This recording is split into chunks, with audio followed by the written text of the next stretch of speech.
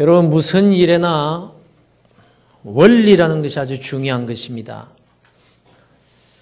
처음 대학 입학 시험에 본고사가 부활이 되고 또 논술고사를 시행했을 때에 학생들에게 상당한 혼란을 주었다고 합니다.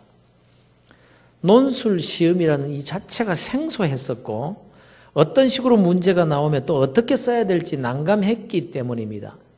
이 논술이라는 것이 과거 옛날 우리 조상들이 봤던 과거 시험과 비슷하지 않습니까? 조선시대 과거 시험이 어떤 식으로 나왔느냐? 이런 식입니다. 광해군 때 이런 문제가 나왔습니다. 섣달 금운밤의 서글픔, 그 까닭은 무엇인가? 이런 제목이에요. 여기에 대해서 그럴듯한 장문을 쫙 하면 한자로 이렇게 장문을 쫙 하면은 정원급제되는 거죠. 중종 때는 그대가 공자라면 어떻게 정치를 하겠는가? 이게 문제였습니다. 명종 때는 교육이 가야 할 길은 무엇인가? 세종 때는 인재를 어떻게 구할 것인가? 이런 문제들이었습니다. 그러니 단답형 혹은 객관식에 익숙해 있던 학생들에게 혼란을 줄 수밖에 없었던 거죠. 선생님들도 어떻게 가르쳐야 될지 난감했다고 합니다. 예상 문제를 내고 정답이라고 생각하는 글을 작성해가지고는 읽고 외우게 했습니다. 그런데 그해 서울대학교의 경우에 수능서, 그 예비고사에서 점수를 잘 받은 학생들 가운데 이거 본고사, 이게 논술시험 잘못 쳐가지고 떨어진 사람들이 많았다라는 거예요. 어떤 아이들이었느냐? 이런 아이들이었답니다. 예컨대 세계화에 대한 자신의 견해를 써라. 이런 논제가 주어졌다면 고등학교에서 미리 예상 문제를 공부할 때 선생님이 가르쳐준 그대로 그냥 달달 외워서 쓴 학생들은 전부 좋은 성적을 못 받았다는 거예요. 그 이유가 뭔가 하니 내가 쓴 글이 다른 학생들의 글과 비슷하거든요. 선생님이 가르쳐준 대로 외워서 썼으니까 답이 다 거기서 거기입니다. 그러니까 답이 틀렸다는 것이 아니라 창의성, 즉 자기만의 독창성이 없는 게 문제였다는 것입니다. 그래서 외워서 쓰는 형태로서는 더 이상 좋은 점수를 받을 수 없다. 이제 그렇게 깨닫게 되었던 것입니다. 여러분, 교육이란 원리를 배우는 것입니다. 학교에서 글 쓰는 원리를 가르치고 그 배운 원리에 따라서 자기가 글을 써야 되는 것이지 남이 써놓은 글을 달달 외워서 쓰는 것은 결국 자기의 것이 아니라 글 쓴 사람의 것일 뿐인 것입니다. 신앙생활도 마찬가지입니다. 성경은 인생이 어떻게 살아야 하는가에 대한 원리를 가르쳐주는 말씀입니다. 그런데 원리는 제쳐두고 방법만 외운다면 성공적인 신앙인이 될 수가 없다는 것입니다. 초대교회 때 바나바라는 사람이 있었습니다. 이 사람이 자기 밭을 팔아서 가난한 사람들을 돕고 구제하는 일에 내놓았습니다. 그래서 사도들과 성도들로부터 아주 칭찬을 많이 받습니다. 그때 아나니아와 삽비라라는 두 부부가 저렇게 하니까 사람들에게 칭찬을 받고 사랑을 받는구나 이걸 배운 거예요. 그래서 자기들도 재산을 팔아서 사도들 앞에 갖다 놓았습니다. 그런데 그들은 칭찬이 아니라 벌을 받습니다. 어떻게 하면 하나님이 기뻐하시는 일을 할 것인가에 대한 원리가 아니라 방법만 뺏겼던 것입니다. 그러니까 빵점을 받고 불합격 처리가 되었던 거예요. 어디에나 무슨 일에나 원리가 있습니다. 그 원리를 따라가면 길이 쉽게 뚫립니다. 공부 잘하는 학생은 무턱대고 외우지를 않거든요. 원리를 따라서 외울 것을 외우기 때문에 공부가 쉬운 거예요. 공부를 해도 쉽게 하는 겁니다. 신앙생활도 마찬가지입니다. 어떤 분은 신앙생활을 아주 너무 어렵게 합니다. 열심은 있고 애는 애대로 쓰는데 열매는 많이 거두지를 못합니다. 그래서 그 신앙생활이 너무너무 피곤하고 어려운 거예요.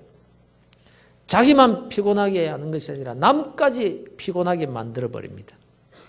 반면에 어떤 사람은 신앙생활을 아주 쉽게 합니다. 즐겁게 합니다. 그런데도 열매는 오히려 더 많습니다. 왜 그럴까요? 원리를 알아서 그 원리대로 하는 것이 중요하다는 말씀을 드리고 있는 것입니다. 우리가 하나님의 주시는 그 은혜와 축복을 받는데도 원리를 따라 믿음 생활하는 것이 중요하다는 것입니다. 남이 저렇게 해서 축복을 받았으니까 나도 그렇게 해보자. 이것은 아주 필요하고 중요한 일입니다. 앞서간 신앙의 선배들을 본받아 사는 것이 너무 중요하기 때문에 그렇습니다. 그러나 배울 것은요, 방법이 아니라 원리인 거예요. 이 시간 구약시대에 있었던 아주 유명한 사건이 있는데요. 그게 뭐냐 하면 나만 장군의 기록이 주는 그 교훈을 통해서 우리가 은혜와 축복을 받는 원리를 배울 수가 있다는 것입니다. 아람이라는 나라의 국방부 장관 나만이 문둥병, 나병, 한센시병에 걸렸습니다. 이 시간에 우리가 배워야 할 것은 원리라고 했습니다. 그러니까 아람의 군대 장관 나만이 걸린 이 문둥병은 단순한 나병이 아닌 거예요. 고칠 수 없는 병, 불가능한 일, 인생의 가장 절실한 문제를 상징하고 있는 것입니다. 여러분에게 풀 수 없는 문제가 생겼습니까? 도무지 인간으로서는 어찌할 수 없는 절실한 문제에 부딪혔습니까? 도무지 길이 보이지 않아서 포기해버려야 될 경우를 만난 사람이 그 문제를 해결하는 원리에 대해서 가르쳐주는 교훈이 바로 이 나만 사건의 기록이란 그런 말씀입니다. 그래서 먼저 우리가 전제적으로 받아야 될 교훈이 뭔가 하면 그 어떤 경우에도 포기하지 말라는 것입니다. 포기하지 말라. 자, 따라서 한번 합시다. 포기하지 말자. 포기하지 말자. 그렇습니다. 믿음의 그리스도인들은요, 그 어떤 경우에서도 포기해서 안 되는 것입니다. 나만은요, 이미 살이 썩어버렸습니다. 치료된다 해도 그 썩은 상태에서 더 이상 썩지 않고 중단되기만 해도 기적입니다. 그런데 결론적으로 말씀드리면 병이 치료된 것뿐만 아니라 썩었던 살이 새롭게 되어서 어린아이의 살과 같이 되었고 빠졌던 손톱, 발톱이 젊은이 것처럼 돋아났고 일그러졌던 얼굴이 준수한 장군의 얼굴로 되돌려지는 축복을 받았다 이겁니다. 하나님은 변치 않으시는 분이십니다. 하나님은 알파와 오메가가 되시는 분이십니다. 하나님은 영원하신 분이십니다. 태초나 새말이나 조금도 변치 않으시는 동일하신 분이십니다. 나만에게 은혜를 베푸신 그 하나님은 오늘도 동일하게 자녀들에게 은혜를 베푸시기를 원하시고 또 똑같은 은혜와 복을 주시는 동일하신 하나님, 영원한 하나님이심을 믿으시기를 바랍니다. 하나님께서 이방인이었던 나만에게 그런 은혜를 베푸셨다면 예수 믿어서 하나님의 백성 곧 이스라엘 백성 된 우리들에게 그 은혜 베풀어 주시지 않겠느냐 하는 말씀입니다. 그러므로 우리는 그 어떤 경우에도 절망해서도 안 되고 절망할 수 없는 신분의 사람들임을 믿으시기를 바랍니다. 나아만은 당시 강대국이었던 아람 나라의 국방장관이었습니다. 그런데 그가 복음을 듣게 됩니다. 그것도 그 이스라엘이라는 식민지와 같은 그 이스라엘이라는 작은 나라에서 붙잡아 온 계집종 아이에게 복음을 듣습니다. 우리 주인이 사마리아에 있는 선지자 엘리사에게 가면 문둥병을 고칠 수 있겠는데요. 그 여주인에게 이렇게 말합니다. 그래서 그 주문을 통해서 이 어린아이에게 복음을 듣게 된 거예요. 어쨌거나 나아만은 참 복된 사람이었습니다. 절망의 때에 복음을 들을 수 있었기 때문입니다. 자기가 찾은 것이 아닙니다. 자기가 원해서 듣게 된 것이 아니라 그냥 들려온 것입니다. 이것이 복음의 성격입니다. 그러나 오늘도 이 지구상에서는 예수 그리스도의 이름을 단 한 번도 듣지 못하고 죽어가는 사람들이 많이 있습니다. 그래서 우리는요, 선교에 힘을 쏟아야 됩니다. 단 한 번이라도 예수라는 이름을 들려주기만 해도 그 일은 이 세상의 그 어떤 일보다도 더 크고 위대한 일이기 때문입니다. 그 복음을 듣고 복음을 들은 사람이 예수를 믿느냐 믿지 않느냐 이것은요 문제가 아니에요. 그 결과는 하나님께 달려있을 뿐인 것입니다. 하나님께서 이 세상의 모든 사람들에게 복음을 전하라고 하셨지 내가 작정한 자, 내가 택하라고 이미 예정해 놓은 그 자에게 가서 복음을 전하라. 이렇게 말씀하시지 않았습니다. 가르쳐 주시지 않았습니다. 누가 구원을 받을 자인지 누가 구원을 받지 못할 자인지 우리는 모릅니다. 그러나 하나님께서는 그 모든 사람들에게 가서 복음을 전하라고 명령하셨기 때문에 우리는 그가 구원을 받을지 받지 않게 될지 모르지만 우리는 하나님의 뜻을 쫓아서 모든 사람에게 복음을 전하는 것일 뿐인 것입니다. 그래서 우리는 그렇게 함으로써 모든 사람에게 복음을 전함으로써 그가 구원을 받든지 받지 않든지 간에 우리는 주님의 지상명령에 순종하는 사명자의 역할을 감당하는 사람이 되는 것입니다. 그런 거로 여러분이 정성껏 바친 선교 헌금의 가치는요, 이 세상의 그 어떤 물질과도 비교할 수 없는 가장 가치 있는 물질이 되는 것입니다. 아무튼 지금도 평생 예수 그리스도의 이름을 단 한 번도 듣지 못하고 지옥으로 가는 불쌍한 인생들이 많다는 사실입니다. 그러나 이들보다도 더 불쌍한 영혼들이 있습니다. 어떤 사람들인가 하면 복음을 귀가 아프게 듣고도 받아들이지 않는 우리 주위에 있는 인생들입니다. 절망의 때에, 고난의 때에 복음을 전해 들을 수 있는 사람은 그것으로 이미 복을 받은 사람입니다. 그래서 나만이 복된 사람이죠. 그는 이방인이었지만 절망의 때에 복음의 소식을 전해 듣게 됩니다. 그러니 복 있는 사람이죠. 그런데 다만 그 복음을 자기의 것으로 만들기 위해서는 그 복음에 어떻게 반응하느냐에 따라서 결정이 되는 거예요. 그런데 보십시오. 이 나만이 그 복음을 듣고 왕에게 찾아갑니다. 이런 복음의 소식을 들었는데 내가 가서 고쳐야 되겠다는 말이죠. 그래서 허락을 받습니다. 5절에 보면 나만이 곧 떠날세, 곧 떠날세. 생각해 보자는 것이 아닙니다. 좀 더 사람을 보내서 사실인지 아닌지 알아보자는 것도 아닙니다. 그는 즉시 반응을 했던 것입니다. 여러분, 복음을 받는 데는요, 순수해야 됩니다. 그저 하나님 앞에서는 어린아이와 같이 반응하는 것이 원리라 하는 말씀입니다. 나하만이 얼마나 순수한지 보십시오. 나하만이 곧 떠날새 은 10달란트와 금 6,000개와 의복 10벌을 가지고 가서 이렇게 말합니다. 이것은 당시 돈으로 환산해서 어마어마한 금액입니다. 얼마나 금덩어리를 가지고 왔는지 모르지만 금이 6,000개. 나만의 신분이 아니면 도무지 준비할 수 없는 예물이라고 역사학자들이 증거하고 있습니다. 하찮은 계집종이의 말이었지만 그는 복음을 듣고 순전한 마음으로 최선을 다해서 반응을 했더라는 겁니다. 여러분, 이것이 신앙의 첫째 되는 원리라는 것을 기억하실 수 있기를 바랍니다. 하나님은요, 은혜가 필요한 자기 자녀들에게 메시지를 꼭 보내십니다. 특히 절망과 문제에 부딪힌 자녀들에게는요, 꼭 복음의 신호를 보내십니다. 여러분이 낙심되고 절망될 때 분명히 누군가에 의해서 말씀의 신호를 받게 됩니다.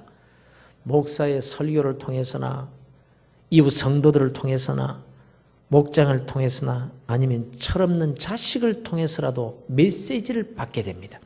그런데 그 메시지의 반응을 보이지 않는 사람들이 있는 거예요. 그 말씀을 아멘으로 받아들이지 않는 사람들 말입니다. 같은 자리에서 같이 말씀을 들어도 그 말씀을 다른 사람들에게 적용을 시키고 그것이 내게 주시는 하나님의 메시지와 하나님의 말씀이라는 것을 받아들이지 않는 사람들이 많아요. 고개를 끄덕거리면서도. 여러분 기억하시길 바랍니다. 하나님의 자녀가 무슨 문제를 만났을 때는 분명히 하나님으로부터 메시지를 받습니다. 가만히 생각해 보십시오. 분명히 메시지가 있었습니다. 그러나 그 메시지를 아멘으로 받는 성도가 있다는 거예요. 내게 주시는 하나님의 말씀인 줄 알고 또 깨닫습니다. 그래서 감사합니다. 감사함으로 받습니다. 그리고는 그 말씀에 순종하기로 결심하는 성도가 있습니다. 그런데 그럼에도 불구하고 실제로 그 말씀을 따라서 행하는 사람은 참 적다라는 거예요. 그래서 문제 해결이 늦어집니다. 축복이 자꾸 지연되고 맙니다. 오늘도 나를 향한 하나님의 메시지는 계속 들려오고 있고 또 응답해요. 내가 반응을 해요. 삶의 현장에서 순종의 자리까지 나아가느냐 못하느냐 이것이 문제죠. 그런데 어쨌든 말씀을 듣고 아멘으로 반응을 하기도 하고 그렇다고 고개를 끄덕거리기도 합니다. 그러나 문제는 그 말씀을 따라서 순종하는 자리에까지 나아가지 못하는 것이 문제라는 것입니다. 왜 그럴까요? 순종을 방해하는 걸림돌이 있기 때문입니다. 나만 장군이 이스라엘로 갔습니다. 곧장 이스라엘 왕을 찾아갑니다. 이스라엘 왕에게 내 병을 고쳐달라고 하면서 아람 왕의 편지를 내놓습니다. 이스라엘 왕이 펄쩍 뜁니다. 아니, 내가 어떻게 이 문둥병을 고칠 수 있단 말인가? 이것은 틀림없이 이 일을 올무로 삼아서 전쟁을 일으키려고 하는 그들의 간교다. 이렇게 생각을 하고는 그냥 탄식하면서 옷을 막 찢습니다. 그 소식을 엘리사가 듣고 기배를 보내. 왕이여, 왜 옷을 찢으십니까? 그 사람 내게로 보내십시오. 이스라엘에 하나님의 선지자가 있는 줄을 내가 그들로 알도록 해줄 테니까 내게로 보내십시오. 그래서 왕이 나만 장군을 엘리야의 집으로 보냅니다. 엘리사의 집으로 보냅니다. 그러나 문제가 있었습니다. 복음의 메시지를 듣고 즉시 응답했던 나만이었지만 순종해서 문제를 해결하는 은혜와 축복의 자리까지 나아가는 데에는 방해되는 걸림돌이 있었다는 거예요.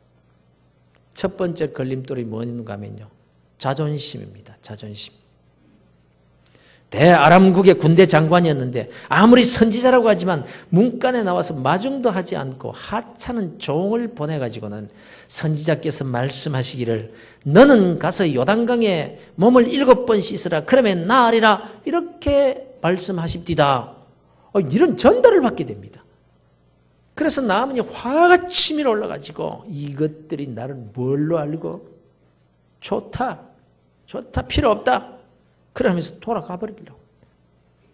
적어도 자기 생각에는 엘리사가 직접 나와서 환영하고 자기의 아픈 부위에 손을 얹고 안수하여 기도하면서 간절히 하나님께 기도해야 될 것 아니냐 이렇게 생각한 거예요. 여러분, 우리도 말씀에 순종하려고 할 때 바로 이 걸림돌에 걸려서 넘어지기가 쉽습니다. 바로 자존심 말입니다. 자존심. 아이고, 내가 언제 하나님 앞에서 자존심 부리나요? 아니, 사람 앞에서는 혹시 그럴지 모르지만 하나님 앞에서 자존심 안 부립니다. 이렇게 생각하실지 모르지만 정말 우리가 얼마나 하나님 앞에서 자존심 때문에 신앙생활을 바라보지 못하는지 몰라요. 화근하여 말씀드리거니와 하나님은 자기의 자존심을 깨뜨리지 않는 사람에게는 역사하시지 않습니다. 자존심 때문에 기도하지 못하는 사람이 있습니다. 부르짖어 기도 한번 하지 못합니다. 점잖지 못하게 어떻게 수준 낮게 울고불고 기도해. 자존심 때문에 하나님이 기뻐하시는 찬송 한번 제대로 분뿌리는 사람들이 많습니다. 다윗은 옷이 벗어져서 속살이 드러나는 줄도 모르고 그렇게 하나님 앞에 찬송을 불렀는데 말입니다. 자존심 때문에 종의 모습으로 나보다 남을 낮게 여기는 그런 주님의 마음으로 낮아지는 삶을 살지 못하는 경우를 일일이 열거하지 않아도 여러분 잘 아시잖아요. 이 자존심 내려놓기가 쉽지 않습니다. 그래서 믿음이 필요한 거예요. 나만이 자존심이 딱 상해가지고는 화가 나서 돌아가려고 하자 하인들이 이렇게 말합니다. 그의 종들이 나와서 말하되 이르되 내 아버지여, 선지자가 당신에게 큰 일을 행하라 말하였다면 행하지 아니하였으리까? 하물며 당신에게 이르기를 씻어 깨끗하게 하라 함이리까 하니. 아니, 그것보다 더 큰 일을 시켜도 병이 낫는 일이라면 못할 게 뭐가 있습니까? 아람의 큰 성읍을 달라고 해도 줄 판이고 뭐든지 원하는 대로 다 주더라도 시키는 대로 다 해야 될 판 아닙니까? 그런데 아니, 꼴랑 물에 들어가서 씻으라는 일을 못해요? 그 쉬운 일을 왜 못합니까? 이 말이죠. 맞지 않습니까? 맞지요? 그런데요, 자존심에 딱 걸리면요, 못합니다. 아무것도 아닌 일인데 못합니다. 그냥 미안합니다 하면 끝날 일인데도 경상도 말로 택도 없습니다. 못해요. 자존심에 딱 걸리면요, 아무것도 아닌 일인데도요, 못해요. 그러나 여러분, 어린아이 앞에서라도 하찮게 여기지는 사람 앞에서라도 하나님 말씀에 순종하는 일이라면 그 자존심을 깨뜨리고 말씀에 순종해서 낮은 자리로 내려갈 때 그때부터 하나님의 역사, 문제 해결의 역사, 은혜와 축복의 문이 열리는 역사가 시작된다는 것입니다. 이 점을 놓치시면 여러분은 안 됩니다. 열심히 기도한다고 하면서도 이 자존심 때문에 하나님 앞에서 바르게 신앙생활하지 못하는 그리스도인들이 오늘날 교회 안에 너무너무 많다는 거예요. 두 번째 걸림돌이 뭐냐? 상식과 경험입니다. 내 생각에는 다메섹강 아바나와 바르바란 이스라엘의 모든 강물보다 낫지 아니하냐. 이 더러운 요단 강물에서 씻느니 차라리 내 고향 그 맑은 시냇가에 가서 씻겠다. 상식적으로 이해가 안 된다는 말씀입니다. 결과가 너무나 뻔한 일이라고 생각된다는 것입니다. 적어도 지금까지 체득한 지식과 겪은 경험으로 비추어선 도무지 인정할 수 없다는 거예요. 그리고 얼마나 유치한 방법입니까? 고상하게 기도를 해주든지 거룩한 제사를 드려주든지 할 것이지 더러운 저 강물에 가서 씻으라. 그런데 여러분 오늘날도 꼭 같다는 것입니다. 우리가 말씀에 순종하려고 할 때 내 생각과 지식과 경험 때문에 주춤거립니다. 그것이 가장 큰 걸림돌이요 방해물입니다. 여러분. 우리가 하나님을 전능하신 분이라고 이렇게 말하면서도 하나님의 그 말씀에 순종하지 못하는 이유가 뭐냐? 내 생각과 내 경험이 그 믿음을 방해하기 때문입니다. 또 어떤 때는 믿음이라는 것이 아이들 장난같이 보이기도 합니다. 꼭 무지하고 어리석은 사람, 의지가 약한 사람들이 지푸라기라도 붙잡는 심정으로 생각되기도 합니다. 이것이 걸림돌입니다. 세 번째 걸림돌은요. 해도 안 되더라는 거예요. 해도 안 되더라. 기도해도 안 되더라. 시키는 대로 다 했는데도 안 되지 않느냐는 겁니다. 7번 씻으라 했습니다만 한 번 씻으면 손이 낫고 2번 씻으니까 발이 낫고 3번 씻으니까 뭉그러진 코가 돋아난다면 아마 100번이라도 하루 종일이라도 씻을 겁니다. 그러나 1번, 2번, 3번, 4번 씻어도 아무런 표가 나지 않을 때 왜 지금 순종하는데도 안 되느냐? 이렇게 하면서 포기하게 된다는 것입니다. 그러나 순종이란 그저 어린아이와 같이 완전하게 7번까지 씻는 것이 순종입니다. 원리가 중요합니다, 여러분. 여기에서 7번이란 숫자가 아닙니다. 완전수를 상징하는데요. 온전한 순종의 원리를 지금 말씀하고 있는 것입니다. 여리고 성을 점령할 때에 이스라엘 백성들에게 하나님께서 뭐라고 말씀하시는 겁니까? 이 성을 7일 동안 돌아라. 그리고 7번째 날에는 7번을 돌아라. 그리고 제사장들이 나팔을 불고 온 성도들이 승리의 함성을 외쳐라. 이렇게 말했습니다. 7날을 7일 동안을 돌고 7번째 날에는 7번을 돌고 이게 무슨 말일까요? 엘리야가 갈멜산에서 비가 오기를 간절히 기도할 때 무릎 사이에 머리를 넣고 기도를 간절히 하면서 비를 주시옵소서. 그리고는 하인을 시켜서 저 바다 쪽을 한번 봐라. 하인이 가서 바다 쪽을 보니까 아무런 징조도 없습니다. 아무런 일이 없습니다. 아무런 조짐이 없습니다. 그때 엘리야가 이렇게 말합니다. 7번까지 다시 가라. 7번까지. 무슨 말입니까? 내가 7번을 기도하겠다. 숫자입니까? 내가 하나님께서 응답할 때까지 간절히 기도할 테니까 너는 계속 가서 봐라. 간절히 온전한 정성으로 기도하겠다는 것입니다. 성경에 순종과 기도에 관해서는 언제나 7이라는 숫자가 나옵니다. 7이라는 숫자가 등장을 합니다. 온전한 순종과 간절한 기도를 상징하는 숫자인 것입니다. 나아만은 종들의 권면을 따라서 7번까지 순종합니다. 모든 것을 내려놓는 그 순종을 의미하는 거예요. 나아만이 이에 내려가서 하나님의 사람의 말대로 요단강에 7번 몸을 잠그니 그의 살이 어린아이의 살같이 회복되어 깨끗하게 되었더라. 아멘. 여러분, 우리도 예배 마치고 저하고 저 낙동강에 한번 갈까요? 가서 우리가 다 물속에 들어가서 찢자 이 말씀이 아니지 않습니까? 원리를 배우자라는 거예요.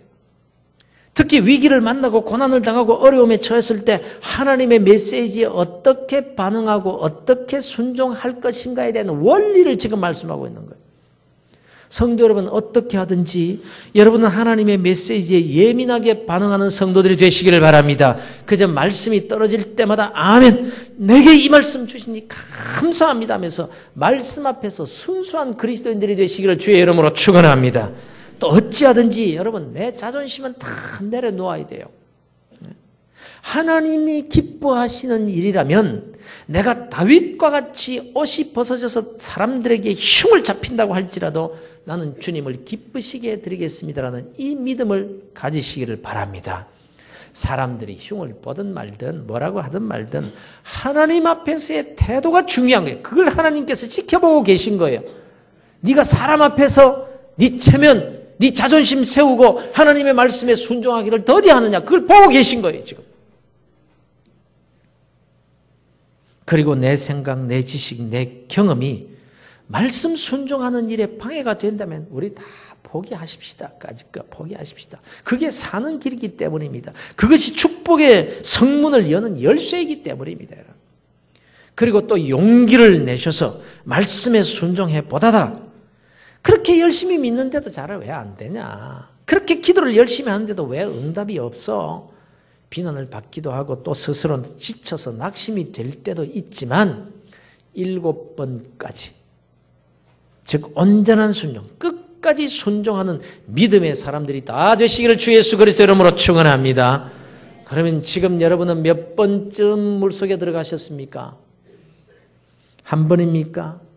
두 번입니까? 아니면 5번입니까? 아니면 6번입니까? 그러나 6번째라고 할지라도 남은 마지막 한 번이 더 중요합니다, 여러분. 그 마지막 한 번을 포기하면 6번 지금까지 순종했다는 모든 것이 다 허사가 되어버리고 말 수 있다는 거예요, 여러분. 하나님은 우리를 사랑하십니다. 나만도 사랑하셨는데 예수 그리스도의 생명으로 구원하신 우리를 얼마나 하나님이 사랑하시겠습니까? 우리는 축복이 없는 것이 아니라 원리를 따라서 그 은혜와 축복의 성문을 믿음의 열쇠로 열면 되는 신분인 것입니다, 여러분. 사랑하는 성도 여러분, 오늘부터 부흥 집회가 시작이 됩니다. 나를 향한 하나님의 메시지를 꼭 들으실 수 있기를 주의 이름으로 축원합니다. 겸손하게 그 말씀을 받아 순종의 자리에까지 이르게 되시기를 주의 이름으로 축원합니다. 은혜와 축복의 자리에 이르게 되는 신앙의 원리를 꼭 기억하시기를 바랍니다. 이번 집회에서도 은혜 받지 못하게 하는 걸림돌이 우리에게 있습니다. 그래서 이 시간 우리는 바로 그 제거해야 될 걸림돌이 무엇인지에 대한 메시지를 들었습니다. 그러면 여러분 누구에게 적용시키시겠습니까? 내게 주시는 하나님의 말씀으로, 하나님의 음성으로 받으시기를 바랍니다. 그리고 집회 시간마다 말씀을 받을 때 그 내게 주시는 메시지를 은혜와 축복의 걸림돌을 제거하고 받으셔서 그의 살이 어린아이의 살같이 회복되어 깨끗하게 되었더라. 바로 이 은혜와 축복이 여러분의 모든 삶의 영역에서 나타나게 되기를 우리 주 예수 그리스도의 이름으로 축원합니다.